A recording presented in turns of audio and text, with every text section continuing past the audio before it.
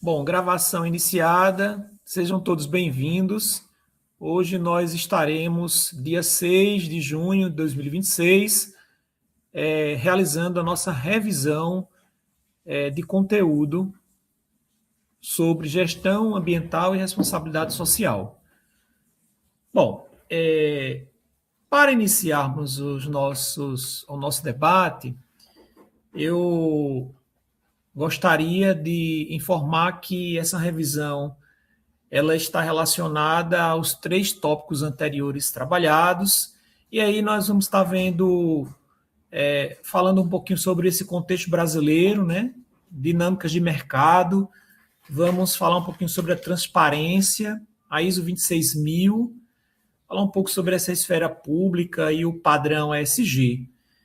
E aí nós iremos fechar todo o conteúdo trabalhado durante a nossa caminhada, né, com esta disciplina.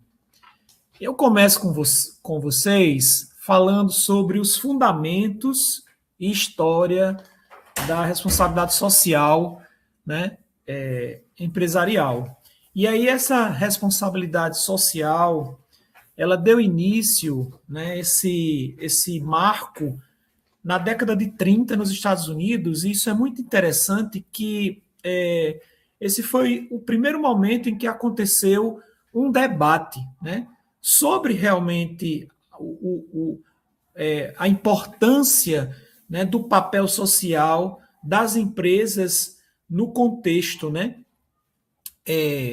pós-crise, em que o país assolava os problemas de poluição, né, de muitas estruturas que estavam assolando o país e provocando muitas doenças. Então, essa crise de 29 gerou, na década de 30, o primeiro debate, né? E aí as empresas elas começaram a ser vistas como agentes sociais, porque passou a notar a preocupação perante as empresas, né, nos debates, sobre como melhorar, né, este controle, né, digamos assim, de emissões poluentes. Né? E aí passaram-se os anos, né, e em 53, Howard ele publicou, né, ele fez a publicação do relatório, né, que na verdade não é um relatório, que esse relatório só foi em 72. Ele fez a publicação do Social Responsabilidade, né, que ele é considerado, o Howard Bauer, ele é considerado o pai da responsabilidade social. E aí ele fez essa sistematização do conceito de obrigações sociais das empresas. Ou seja, ele lançou a publicação aonde existia toda os processos, né, sistematizados das obrigações sociais das empresas. Então, a responsabilidade social ela não surgiu do nada. Ela é uma ciência, né, que a partir de casos foram levantados dados, né, para que se chegasse a um denominador. Isso é muito importante, nós estarmos conscientes de onde surgiu isso tudo, né, para que a gente não esteja falando, comentando na sociedade sem fundamento. Né? E aí, em 72, nós tivemos o relatório MIT, né, que é um relatório que ele foi intitulado como Clube de Roma. É uma tradução muito não muito clara, né? Mas esse relatório ele alerta para os limites do crescimento econômico ilimitado e os impactos ambientais, né, impulsionando a agenda das sustentabilidades globais. Então, o relatório ele foi um marco divisor, esse relatório. Né? Pela primeira vez, o mundo alertou, né, formalmente, olha só, porque era só em rodas de conversa, era só em debate entre empresários, aquelas coisas fechadas, tal. Mas com esse relatório, né, realmente travou, né, um alerta, né, de maneira formal, que os recursos naturais são finitos, né, e que o modelo de desenvolvimento ele precisava o quê? Ser repensado.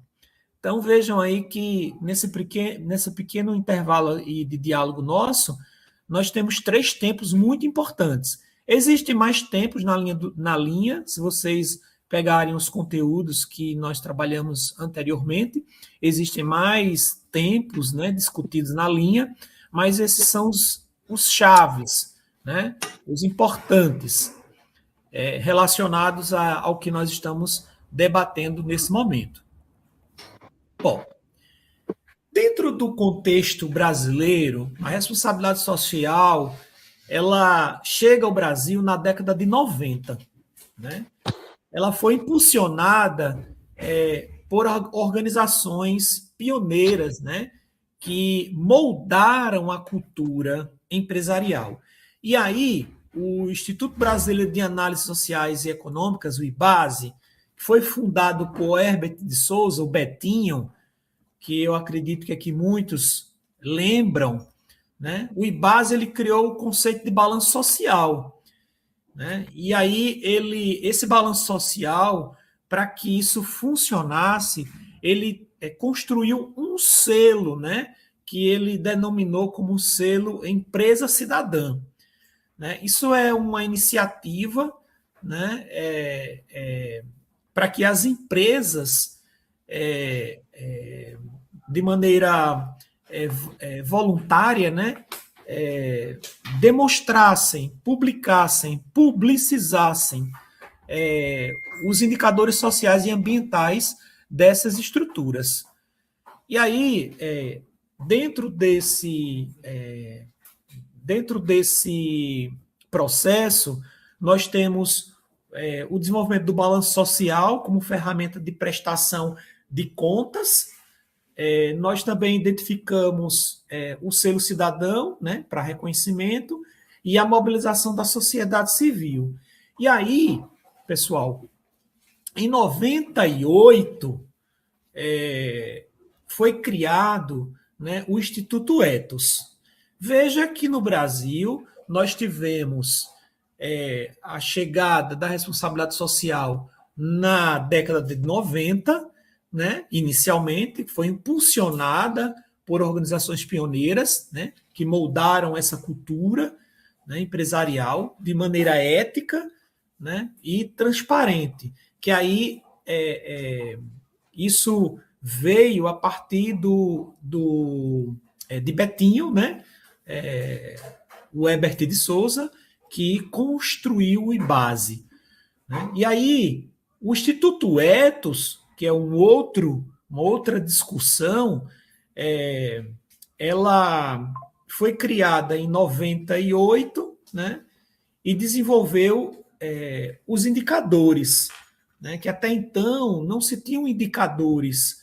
E aí esses indicadores foram constituídos, que a gente chama de indicadores Ethos, né, que é uma metodologia de autoavaliação, que o SEBRAE, aqui no estado de Alagoas e em todas as capitais do Brasil, onde o SEBRAE está, em todo o Brasil, ele utiliza, né, esses indicadores. Então, esses indicadores, ele analisa uma gestão ética e transparente, ele promove o engajamento, né, dos stakeholders, que são os interessados na causa, e ele gera um relatório de sustentabilidade. O bacana é que esses indicadores, eles são analisados com a visita de um consultor, de um profissional, enfim, dentro do estabelecimento lá, né, da indústria, do comércio, do serviço, enfim. Ele adentra lá na unidade e ele aplica esse formulário aonde esse próprio formulário automaticamente, baseado em critérios, já irá nos passar, né, essa análise, assim, com muita propriedade. Eu fiz muitas aplicações desse formulário, acredito que o Bahia também deva ter feito já, né, Bahia? Através dos indicadores do Ethos, essa aplicação dentro das organizações. Geralmente as empresas é um dos critérios para poder existir a implementação da gestão de qualidade dentro das organizações. Aí a gente implementa com esses indicadores. Ô Alessio, e complementando, hoje, inclusive até para fazer financiamento, os bancos também estão exigindo com relação a todas as ações de responsabilidade social, né? Justamente, por isso que ele promove, né, esses indicadores, eles promovem o engajamento dos stakeholders que são interessados. E o banco é interessado na empresa, na indústria, né? Ele está interessado. Mas, pegando um gancho aí na fala de Bahia, é importante, pessoal, vocês compreenderem isso, que esse stakeholder banco que é interessado no assunto, ele precisa de dados para poder ele ter consciência e firmeza e garantia de que ele está aplicando a grana em uma unidade que terá uma funcionalidade. E aí os indicadores, ele obriga a existir isso para poder ele realmente estar sine qua non, né? Ele está paralelo aí com as relações mundiais, porque existe também outros interessados nas aplicações dos bancos para poder também investir lá e comprar as ações. Então é um jogo, né, de fraternidade, vamos dizer assim, né, de parceria entre os interessados. Então eu preciso ser bom nisso, você, banco, também precisa ser bom naquilo, aquele outro também, e assim a gente forma essa teia de gestão. Então, veja como é interessante aí, né, a compreensão, né, dessa responsabilidade, né, social implementada nas organizações. E aí, dando prosseguimento, né, aos nossos trabalhos, nós temos aí as dinâmicas de mercado, que dentro dessas questões de dinâmicas de mercado, nós temos as 3 revoluções, que aí nós temos a revolução tecnológica, a revolução educacional e a revolução cívica. Então, o ambiente de negócio ele foi transformado por estas 3 grandes revoluções, né? Que elas redefiniram as expectativas sobre o papel das empresas na sociedade. Então, a revolução tecnológica, né? Com o advento da internet da década de 90, a internet e as tecnologias digitais, elas ampliaram essa visibilidade dessas ações, né, dentro da organização e das organizações. E aí é importante nós entendermos que as informações sobre as práticas sociais e ambientais, elas circulam em tempo real hoje. Advindo de quê? Da revolução tecnológica. E aí isso tem aumentado a pressão por transparência. Então vejam que é engraçado que se vocês observarem os canais, né, de reportagem, que são as reportagens ao vivo, né, eles abrem um canal de WhatsApp para você divulgar lá uma poluição que está acontecendo, uma destruição do meio ambiente, uma degradação isso, uma degradação aquilo. Então é muito importante, né, nós compreendermos esse grande crescimento da revolução tecnológica no lado positivo da fiscalização. Por isso que hoje as práticas sociais elas são avaliadas em tempo real, né? Então vejam aí a grande vantagem, né? Aí também eu tenho a revolução educacional. Ora, com essas questões da tecnologia, também a parte de aprendizagem, né, da comunicação, da informação propriamente dita, sofreu também positivamente, né? Os consumidores e trabalhadores, né, e também educadores, né, eles passaram a fazer uma exigência de posicionamento ético das empresas. O nível de consciência, né, das pessoas, por exemplo, vejam, essa disciplina, né, ela é uma disciplina que ela está atrelada a essa dinâmica de mercado. Então, hoje, vocês, futuros gestores hospitalares, né, irão, a nível de consciência, né, promover uma crítica, né, dentro da sociedade.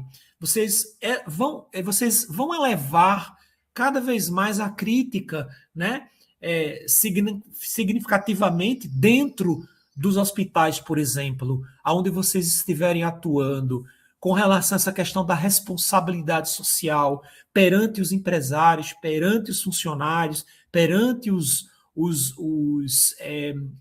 stakeholders interessados no assunto, né? Então, isso gera uma dinâmica muito crescente. Então, está aí, a Revolução Educacional também trouxe para nós esse grande crescimento aí, né, de nível, né? E aí a Revolução Cívica, que aí nós temos as ONGs, né, que são os movimentos sociais e a sociedade civil organizada, que ganharam força. Eu sempre falo para todos, né? Olha, uma comunidade civilmente organizada, ela vai longe. Mas quando ela não está organizada, aí complica, né? Essa situação de organização, ela tem que estar civilmente organizada, né? Para que todos consigam alcançar as suas necessidades, alcançar os seus, o que almeja, né, com aquela implementação. E aí, se nós voltarmos aqui um pouquinho à tela, o IBASE, o Instituto Brasileiro de Análises Sociais e Econômicos, né, que foi fundado por Herbert de Souza, o Betinho, vocês podem perceber que é uma revolução cívica, né? É uma ONG com um movimento social, aonde trouxe para dentro da estrutura, né, uma grande polêmica de debate, utilizando a revolução tecnológica e a revolução educacional dentro dessa revolução cívica. Então, vejam, é uma tríade, né, um tripé que faz com que essa ação da responsabilidade social alcance, né, transborde, né, aí os espaços, né, da sociedade. Até aí tudo bem, pessoal? Alguma pergunta? Alguém quer fazer algum comentário? É muito importante que vocês interajam. Pode levantar aí a mão, se quiser complementar, já que é uma revisão, é importante nós discutirmos em conjunto, né? Para que você coloque em prática aí o seu conhecimento, tá? Se você precisar, se você desejar fazer algum comentário, não hesite. Pode levantar a mãozinha aí que a gente dá uma parada para você fazer os seus comentários, tá bom? Fique à vontade. Bom, gente, e aí, pessoal, surgem as questões do mercado de capitais, né? E sustentabilidade. Então, a sustentabilidade, aqui que nós estamos falando, né? Ela deixou de ser apenas uma questão ética, né? Isso é importante nós compreendermos, porque ela tomou, né, um critério de investimento, né? Essa sustentabilidade, ela ampliou essa margem, vejam, para uma questão de critério de investimento. E aí o mercado financeiro, ele passou também, outro stakeholder interessado, passou a valorizar as empresas com boas práticas socioambientais. E aí eu volto novamente naquele ponto em que Bahia comentou, né, que hoje existem alguns bancos para, se conseguir financiamento, faz-se a exigência das análises das boas práticas socioambientais. Está aí o mercado de capitais, né, e sustentabilidade amarra esse critério das práticas. Então, vejam que esse índice de sustentabilidade empresarial, né, ele faz parte dessa sustentabilidade vinculada ao critério de investimento. Vejam, então ele saiu aí desse nível apenas de questão ética e extravasou, né? Foi além. E hoje trabalhamos isso também como investimento. E aí eu fortaleço.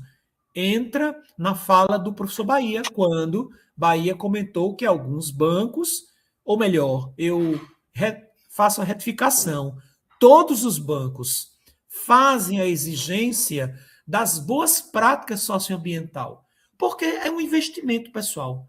Né? Lembra que eu falei que existe a questão do crédito carbono, né? Onde a sociedade empresarial, um simples produtor rural que tenha uma concentração de floresta, por exemplo, né? Um conjunto ali de mata, ele pode sim ganhar com isso. Dentro da Bolsa de Valores existe uma implementação onde eu passo a vender essa geração de carbono, né? E aí é por isso que é chamado de crédito carbono, né? E aí, gente, por que o mercado se importa com as questões de sustentabilidade? Primeiro, eu tenho a redução de riscos, né? As empresas responsáveis, elas têm uma menor exposição, né? E aí é importante nós compreendermos essa questão dos passivos ambientais e sociais, né? E também eu tenho uma reputação e marca. Ora, boa reputação gera fidelização. Se gera fidelização, gera negócio, gera renda, gera movimentação. E ora, o banco, ele tem isso como crédito. Se você gera renda, você pode pagar financiamento. Então, se você está aceito pela sociedade, vinculado aos critérios de responsabilidade socioambiental, a reputação e sua marca estão positivamente aceitas no mercado. Então, eu vou investir, eu vou fornecer, eu vou conceder, né? E aí, vejam que é amarrado o pensamento, tá vendo? E aí eu tenho o acesso a capital, né? Os fundos do ESG, eles movimentam, não é milhão não, gente, é trilhão, né, de dólares a nível global. Então, vejam o potencial que se transformou 3 letrinhas, né, de responsabilidade, né, social empresarial, RSE. Essas 3 letrinhas no mercado, ela é muito importante, sabe? Então, hoje, o pequeno produtor hoje, que, claro, que esteja atrelado ao conhecimento, né, aquilo que nós falamos no slide anterior, né, da tríade revolução tecnológica, revolução educacional e revolução cívica. Se esse empresário, se esse produtor rural, né, se esse investidor ele estiver aí, né, nesta linha, neste debate, obviamente que, pessoal, ele terá o acesso ao capital, né, a esse fundo, né, específico. Vejo que é um fundo criado especificamente para as questões da responsabilidade social, né, da certificação de qualidade. Isso é muito importante. O Banco Mundial, ele trata isso de uma forma assim, super cuidadosa. É muito importante nós termos isso. Todos os bancos, o Banco do Nordeste tem uma linha de crédito específico para essas questões e ele faz essa pegada de analisar, né? O consultor específico do Banco do Nordeste, ele fiscaliza, ele vai lá, checa, né, faz toda uma análise para poder realmente fechar aí o negócio amarrado a esse protocolo dos fundos do ESG, que aí, diga-se de passagem, não é algo localizado, é algo global, né, de maneira mundial, universal. Bom, e aí as empresas, elas são listadas no ISE, né, que é o B3, que é o Índice de Sustentabilidade Empresarial, né, o ISE significa Índice de Sustentabilidade Empresarial. Eles tendem a apresentar menor risco e maior resiliência a longo prazo, segundo estudos de mercado. E aí existe uma lista dentro desse Índice de Sustentabilidade Empresarial. E as empresas estão ali, sabe? Tem um ranking nisso aí. Então, quanto mais alto você se encontra, você, empresa, CNPJ, né, mais acesso a capital esta organização, esta estrutura, esta unidade terá, né? Algum comentário, pessoal? Sobre aí, algum comentário? Ok, vamos andando. O Alessio, só desculpe, complementando o que você está dizendo também, que hoje, Sim. inclusive, os hospitais, eles também estão trabalhando muito com essa questão de rentabilidade, viu? É uma forma até deles garantirem mais a questão da pontuação, quando eles têm acreditação, que é assim que é chamado, né? Então, mostra que não é Isso. só as empresas que estão visando o Isso. comércio, mas as empresas também de serviço. Dentro das questões da acreditação, é bom ter comentado, nós temos a ONA, que é uma acreditação a nível internacional, que ela possui 3 níveis, e ela é exclusiva, podem anotar, ela é exclusiva de ambientes hospitalares, ambientes de saúde.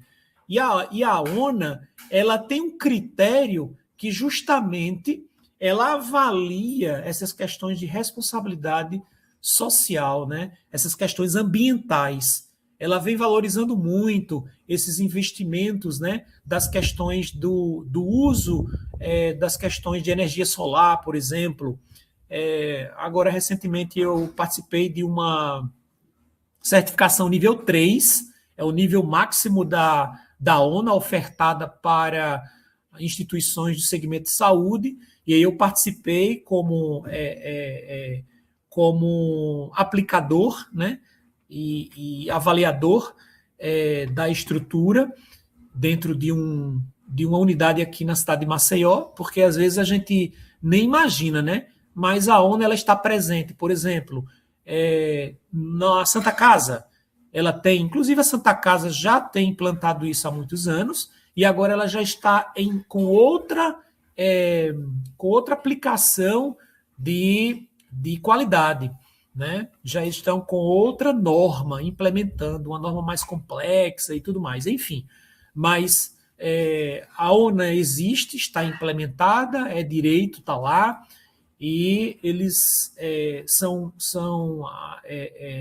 monitorados, né, diariamente. O monitoramento é interno e acontece. E aí nós nem imaginamos, mas nós temos várias empresas aqui no estado de Alagoas, aqui na cidade de Maceió, por exemplo, e assim, não só está presente em redes hospitalares, ela está presente, como eu falei, em unidades de saúde, né? E aí, por exemplo, laboratórios, redes hospitalares, né? Clínicas, essas estruturas todas elas fazem parte, se tiverem condições de implementar, é bem-vindo. Claro e evidente que vocês precisam compreender que isso tem um custo, né? Porque não é assim dizer eu quero. Não, existe um custo, aí é um investimento que você faz. A empresa que tem interesse, ela tem que ter um capital aí exclusivo, né, para este fim, porque ela vai ter um custo aí sim para isso, né? Para acontecer essa fiscalização e essas certificações. Não é gratuito, não é gratuito. É uma estrutura paga, né? Por isso que existe fundos de ESG. Mas aí onde é que está? Se um banco ele vê que sua marca, né, tem uma reputação e ele deseja que você tenha, que você implemente, né, ele vai ser um interessado, um stakeholder interessado em oferecer e até sugerir. Olha, eu sugiro que para você aumentar o capital, você implemente a certificação. Ele faz essa sugestão, porque ele sabe que implementando a certificação dentro deste ambiente de trabalho, vai dar uma garantia mais salutar, não é?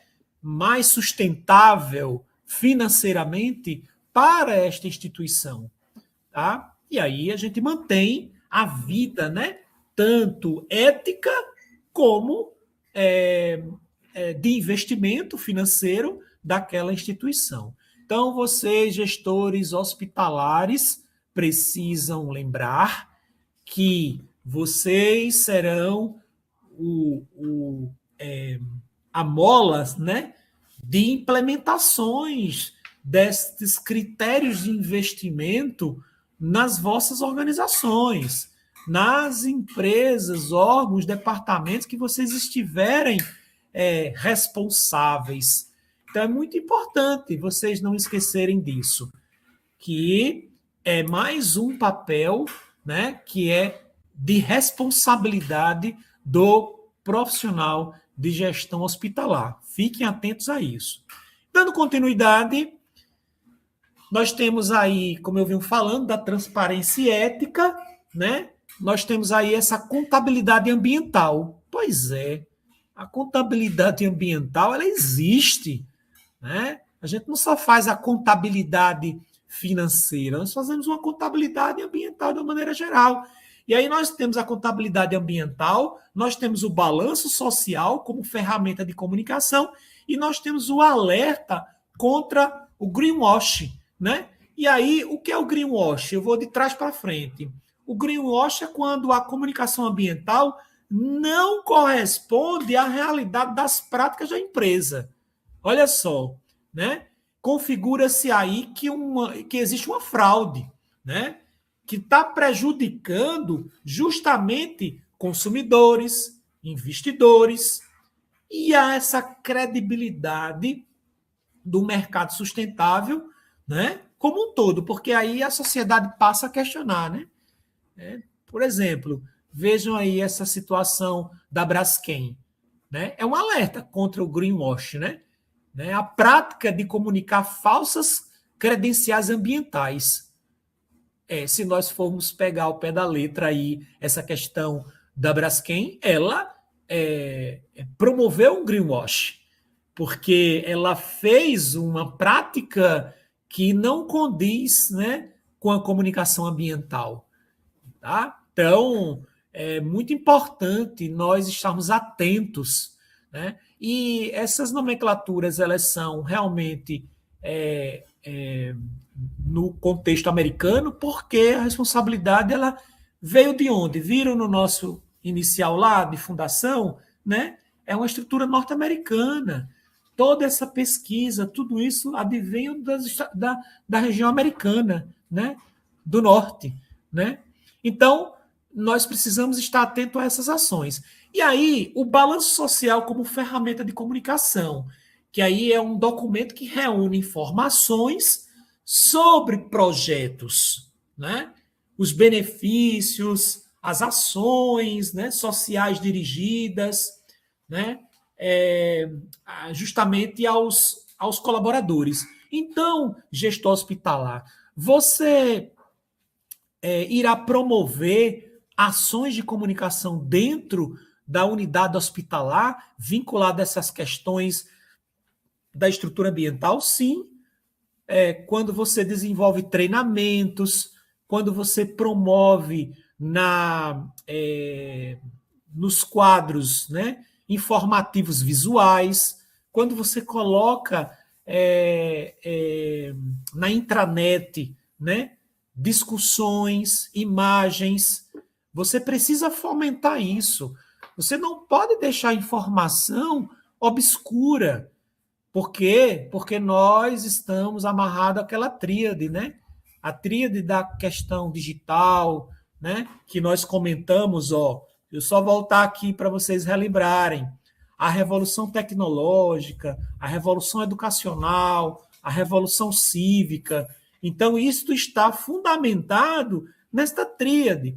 E aí nós precisamos fazer com que esse balanço social, como ferramenta de comunicação, ela reúna essas informações sobre os projetos. Porque você vai apresentar, esse balanço social é uma apresentação para a sociedade. É uma apresentação para a unidade stakeholder interessado, tipo assim, um banco. O banco pede, olha, traz aí o teu balanço social, né? Qual é o teu balanço social? Me passa aí, eu quero conhecer quais foram suas ações, né? Quais foram suas métricas alcançadas relacionadas a essas questões de sustentabilidade, né? Então, é um instrumento de diálogo entre a empresa e a sociedade, né? Não é porque uma unidade pública, vamos pegar aqui, que ela não presta essa informação. Claro, é a primeira que tem que prestar informação, porque é uma unidade pertencente ao povo, né? Então, a sociedade interessada, ela está lá querendo saber, entender, né? Então, vejam que nós também somos responsáveis. E hoje, com o papel do gestor hospitalar nestas estruturas, né, isso tem melhorado muito, viu, pessoal? Melhorado bastante. E aí é por isso, repito, a grande importância dessa disciplina na cadeira, né, na grade de vocês. Um outro ponto é a contabilidade ambiental, né? Essa contabilidade ambiental ela vai registrar e vai mensurar, né? Porque a gente fala em contabilidade, então mensura, né? Os impactos ambientais, né? Dessas atividades, né? Empresariais. Então é muito importante, né? Que aí entram as questões do passivo ambiental, dos investimentos em meio ambiente, né? O que essa empresa tem feito para os investimentos no meio ambiente, nesse controle, nesse cuidado? Como é que ela tem feito isso, né? E aí isso vai permitir integrar a dimensão ambiental justamente relacionado à gestão estratégica da empresa. Então, é muito importante, né? Nós estarmos atentos, né? E, mais uma vez, conectados com com estas informações, com estas análises, tá? Então, é algo assim bem profundo. Dando continuidade, gente, entramos aí propriamente dito na ISO 26000, a ISO de responsabilidade social, né, organizacional. E aí a ISO 26000 é uma norma, né, gente, internacional, né? Ela é uma norma internacional que ela vai fornecer justamente as diretrizes, né, os caminhos, né, sobre essa responsabilidade social, dentro como a empresa deve caminhar, né, como essa empresa ela deve processar, promover, né?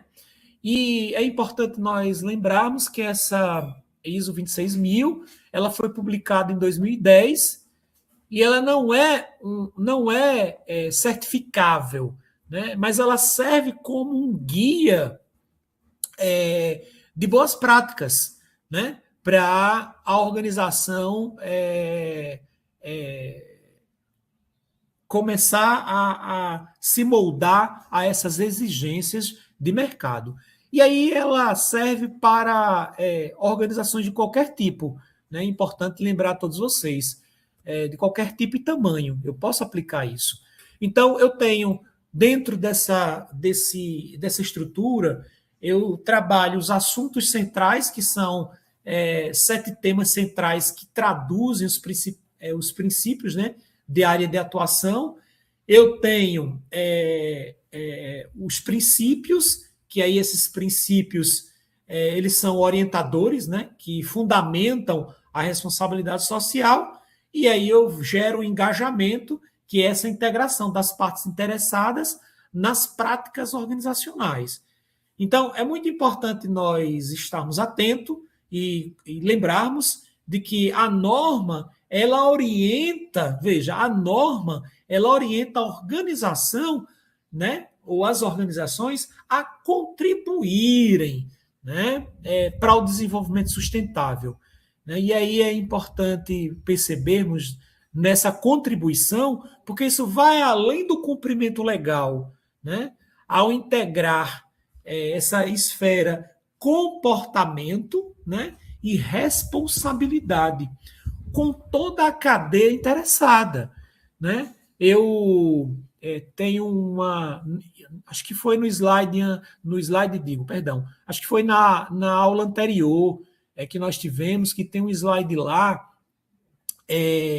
da pirâmide, né, onde mostra, acho que é uma pirâmide, não lembro bem agora, que mostra quais são os tópicos que as instituições, né, os departamentos que estão interligados, todos vinculados a essa questão da responsabilidade social, né, que entrelaçam e que a maior busca aí é justamente nós fazermos com que exista essa interação do lado do comportamento, né, social, junto com toda essa cadeia, onde todo mundo fica preocupado, se preocupa, um fiscaliza o outro. Né? Uma cadeia amarrada, uma corrente que um vai fiscalizando o outro para que isso tenha um grande desenvolvimento no final lá daquela cadeia, né? Que é para a sociedade, que é para o meio ambiente, que é para a sobrevivência de todos nós. Né? Bom, dentro do critério da ISO 26000, gente, ela estabelece os 7 princípios, né, fundamentais, que o primeiro é o accountability, né, que é a responsabilização pelos impactos. A instituição ela se responsabiliza pelos impactos causados à sociedade, economia e meio ambiente. Então, percebam que o que a Braskem fez, aqui eu estou trazendo Braskem porque está mais fresquinho, a partir do momento que foi identificado, né, toda essa fragilidade, ela foi punida e ela passou a se responsabilizar por todas as ações, os impactos causados, né, para todas as esferas de instituição pública, física e jurídica. Sabemos que deveria ter sido muito mais, né, de responsabilidade em termos de, por exemplo, de pagamentos, né? Mas nós não podemos dizer que não houve essa responsabilidade, né? Houve sim, e ela assumiu os danos e está assumindo aí essas ações, né? Para vocês terem ideia, por exemplo, vinculadas às questões de governo, né? Todas esses investimentos feitos aqui nessa duplicação da Fernandes Lima, abertura de vias, organizações de praças, construções de novas unidades de saúde, novos alinhamentos de revitalizações, isso, aquilo, outro, aquilo lá é tudo fundo que foi levantado e travado dos bens da Braskem para o desenvolvimento, né, e para, entre aspas, essa responsabilidade do impacto causado à sociedade. Tem uma pessoa que levantou a mão, pode falar. Sou eu, professor Luciano, bom dia. Oi, Luciano, bom dia. Pode falar, Luciano. Estou falando dessa história da Braskem, né? Estou assistindo aqui a aula. Mas, assim, a gente vê o que aconteceu, né? E claro que, como o senhor bem falou aí, a justiça está fazendo o jus e tal, mas eles continuam trabalhando e vão causar um dano bem maior do que o que já causaram. E fica nisso, né? Era só isso para dizer. Um abraço. Ok. Eu, Luciano, confesso a você que eu não tenho essa medição assim, se eles continuam executando aquela tarefa, até porque está suspenso, né, essa ação de perfurações, eu não tenho esse dado oficial de como é que está. Por isso que eu não comentei aqui. Eu comentei justamente essa questão da responsabilidade, né, pelos impactos que eles causaram à sociedade, né, sobre essa questão da economia, né, e o meio ambiente. E aí isso está sendo reparado, eu coloco entre aspas aqui, né, para a sociedade, para o poder público, para a questão, para a estrutura ambiental. Aí nós temos o segundo nível, que é a transparência, que é a abertura sobre as decisões e atividades que afetam a sociedade e o meio ambiente. Então, a partir do momento que isso foi identificado, passou a ter uma transparência maior. Então, vejam, passou a ser discutido, questionado, exposto de uma maneira aberta para a sociedade. Né? Nós temos o terceiro princípio, que é o comportamento ético, é a conduta baseada em honestidade, equidade, integridade. O quarto ponto, que diz respeito aos stakeholders, né? Que são as considerações pelos interessados, de todas as partes interessadas. Aquelas considerações, por exemplo, um banco, ele pede dentro dessas... Ele solicita, exige, dentro do critério de empréstimo, ele pede o balanço social de responsabilidade ambiental. Como é que está sendo? O que você fez? O que vem fazendo? Para que vai servir isso? É para umas questões ambientais? Ele faz todos esses critérios. Existe aí um formulário que o empresário, a empresa em si, vai responder para poder ter aí uma análise focal aí dessas ações. Nós temos também a legalidade, que é o respeito ao Estado de Direito, né? E cumprimento de todas as obrigações legais, é o quinto princípio. O sexto princípio são as normas internacionais, que é o respeito às normas internacionais de comportamento, mesmo onde a lei local é omissa, mas a estrutura está ativa, né? E os direitos humanos, que é o sétimo princípio, aonde existe o respeito e promoção dos direitos humanos universais em todas as operações. Então, veja que os 7 princípios da ISO 26000, né, ela está aí implementada e ela segue esses princípios. Então, a ISO 26000 ela estabelece esses princípios fundamentais, né, que devem nortear. Esses princípios é para nortear, né, o comportamento de qualquer empresa, independente se ela seja pequena, média ou grande. Né? Porque, gente, não é porque é uma pequena empresa, ela não gera problemas ao meio ambiente. Claro que gera. Né? Por exemplo, um produtor de farinha. Existe um produto altamente poluidor, que é a manipoeira, que é um líquido que ele é retirado quando é feito, né, a prensa para fazer toda a farinha, e isso não pode ser jogado ao relento, porque ele é altamente poluidor, e a gente nem imagina isso, sabe? Então, como é feito? Por exemplo, eu me policio muito quando eu vou fazer a troca de arrefecimento do carro, por exemplo, aquela água do radiador lá, ela é altamente poluidora. Então, você precisa trocar e fazer a troca em empresas que guardam aquela água para poder existir a coleta. Se você troca assim numa empresa que derrama no chão o relento, que vai pelo esgoto a céu aberto aí, você está criando um grande problema. Então, você não está sendo fiscalizador, você não está sendo... mas aí eu faço lá que é mais barato. Não sou eu que vou fiscalizar. Claro que é você. Você pode dizer, eita, fulano, você sabia que esse ato que você está fazendo é um ato poluidor, né? Ele vai prejudicar o lençol freático, a própria água que você bebe, a própria água que eu bebo. Essa contaminação vai chegar lá. E assim... a gente, de forma conjunta, né, nós conseguiremos ajudar uns aos outros a diminuir mais essa ação, né? Diga aí, Bahia. O Alex, também ressaltando com relação à questão dos cemitérios, né? Eles também Sim. têm que ter esse cuidado para não contaminar a questão do lençol freático, né?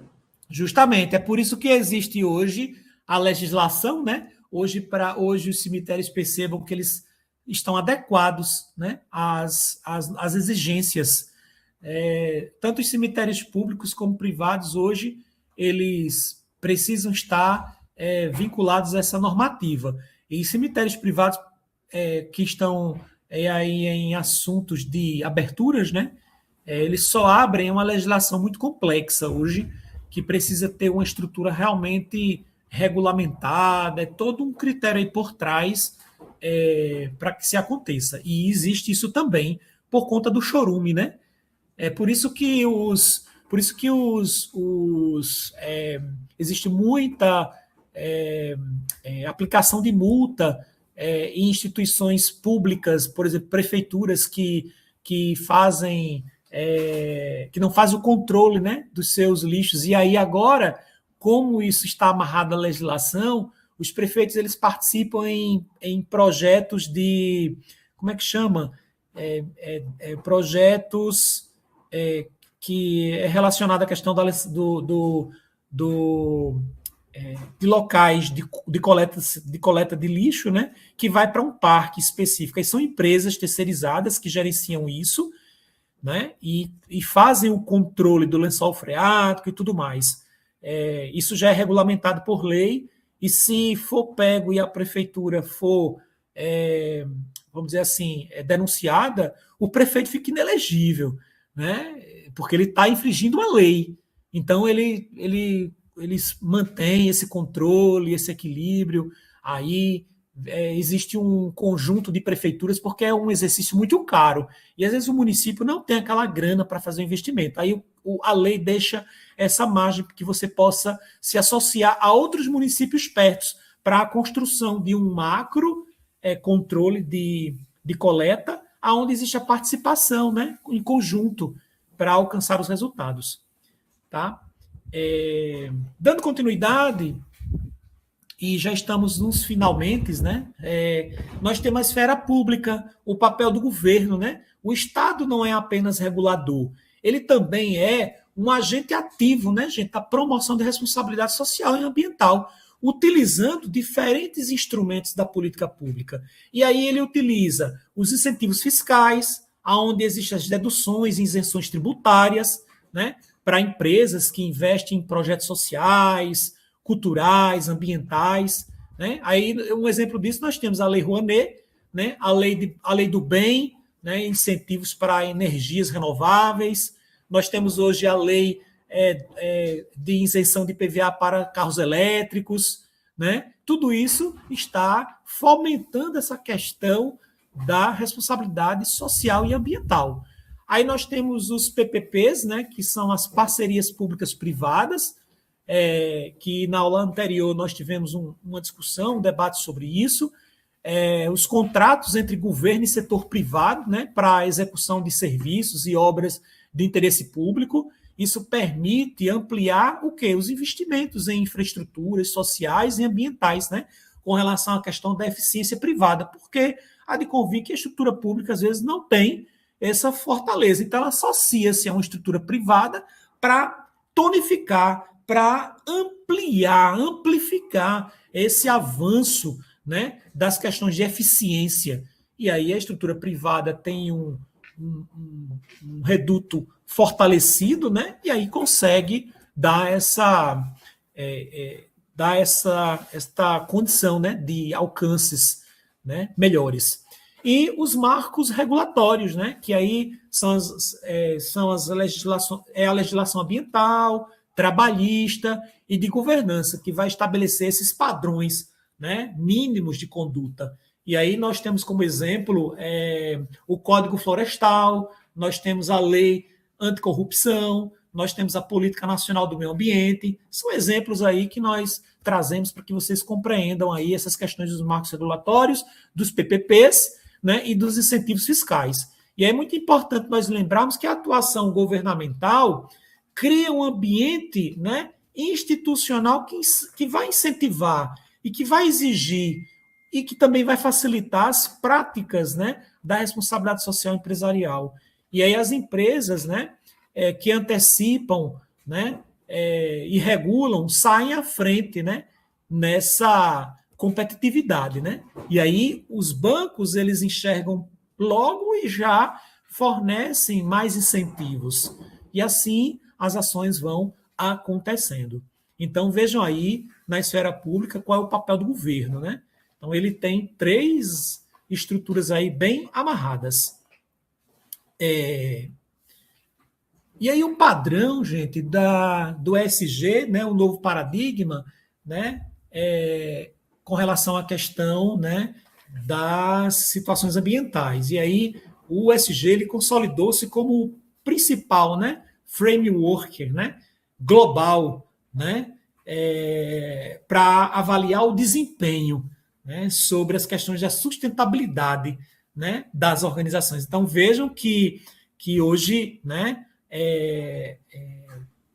muitos, né, muitas estruturas, por exemplo, que move, né, a questão financeira, ela está muito bem vinculada, atrelada, né, a essa questão, né, do ESG. E é por isso que ele se transformou o primeiro framework, né, global, né, para avaliar essa situação do desempenho sustentável. E aí eu tenho o E ambiental, né, que avalia o impacto da empresa sobre o meio ambiente, sobre essas questões das emissões de efeito estufa, da gestão de resíduos e efluentes, uso eficiente de água e energia, biodiversidade, vejam, adaptação às mudanças climáticas. Aí eu também tenho o S social, que avalia as relações da empresa com a pessoa e a comunidade, né? As condições de trabalho e direitos trabalhistas. Essa empresa, ela aplica isso de maneira coerente, né? Sobre a questão da diversidade, equidade e inclusão, essa questão da inclusão, né, da diversidade dentro do ambiente de trabalho, né? Que é importante vocês saberem que uma empresa com uma diversidade, ela tem 87% de chance de acertar nas suas tomadas de decisões. Então, vejam, né, eu trago nessas questões sociais, né, a implementação da diversidade, né, da equidade, da inclusão, né? Também avalio, né, as questões de saúde e segurança ocupacional, a empresa ela faz isso, né? É importante lembrar a todos vocês que hoje é obrigatório, por exemplo, o MEI, se ele tiver um funcionário, ele precisa estar regulamentado lá nas questões de saúde e segurança ocupacional, é obrigatório, né? Ele precisa fazer os exames periódicos, fazer as análises, é obrigatório, não tem por onde. Teve um funcionário registrado, já implementa. Isso para as empresas, né, que estão vinculadas a essas questões de funcionários registrados, né? Nós temos aí o engajamento com comunidades locais e a cadeia de fornecimento, né, responsável. E para o G de governança, né, avalia a estrutura de gestão e controle de empresas. Ora, isso é muito positivo que nós visualizamos no slide anterior, e aí isso vai gerar o quê? Uma composição e independência de conselho, né? Eu vou desenvolver transparência e prestação de contas, né? Na verdade, eu, governo, não desenvolvo, eu exijo. Eu vou fazer essa exigência, né? Para que exista essa transparência e prestação de contas, né? As políticas anticorrupção, né, que são implementadas, né? E de antissuborno, que foi aquilo que eu falei para vocês, hoje os prefeitos eles têm maior cautela com relação a essa questão, né, do direcionamento, né, do lixo coletado nas portas da comunidade pessoa física, né? Porque a pessoa jurídica, pessoal, é a própria empresa que tem que contratar uma instituição particular para pegar e coletar aquele lixo. Aquele lixo, o carro de lixo público, né, que passa nas nossas casas, pessoa física, não é o mesmo que vai coletar na empresa jurídica, não. A empresa jurídica, ela contrata. Claro, ele pega até um certo limite. A partir disso, é responsabilidade da empresa contratar um serviço.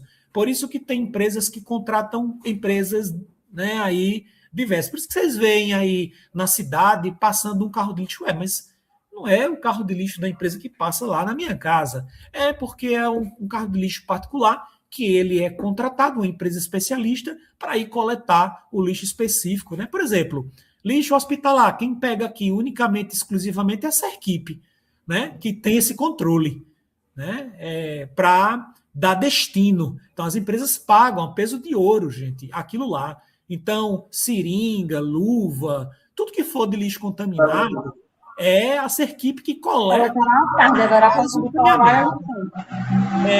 Para finalizar, nós temos aí acionistas minoritários. Contrato pelo aplicativo.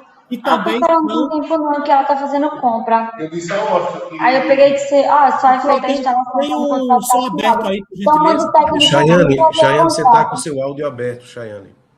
Não vai dar nem para. Bom, gente, finalizando o ESG na prática, dados e impactos, e aí eu trago aqui o eixo ambiental, o eixo social e o eixo de governança, que aí tem uma convergência, né, para a criação de valor sustentável. Então, vejam, o eixo ambiental são as mudanças climáticas, a eficiência de recursos, a prevenção da poluição. O eixo social ele está voltado para as questões trabalhistas, as questões comunitárias, a diversidade e inclusão. E o eixo de governança ele está voltado para a estrutura do conselho, o combate à corrupção, as transparências e responsabilidades.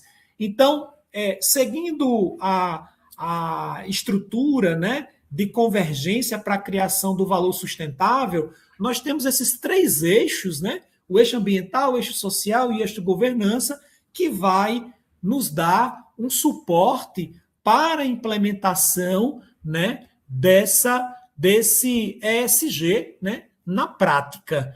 Então, é importante nós compreendermos que os ativos gerados com critérios de ESG, gente, dentro desse critério dos 3 eixos, eixo ambiental, social e governança, eles ultrapassam 35 bilhões de dólares, né, globalmente. Então, isso representa mais de 1/3 de todos os ativos sob gestão profissional no mundo. Então, vejam que a responsabilidade social ela está bem aí, né, nessa imagem, né, de atuação. Não é qualquer coisa. Não é simplesmente jogar o lixo no lixo, né?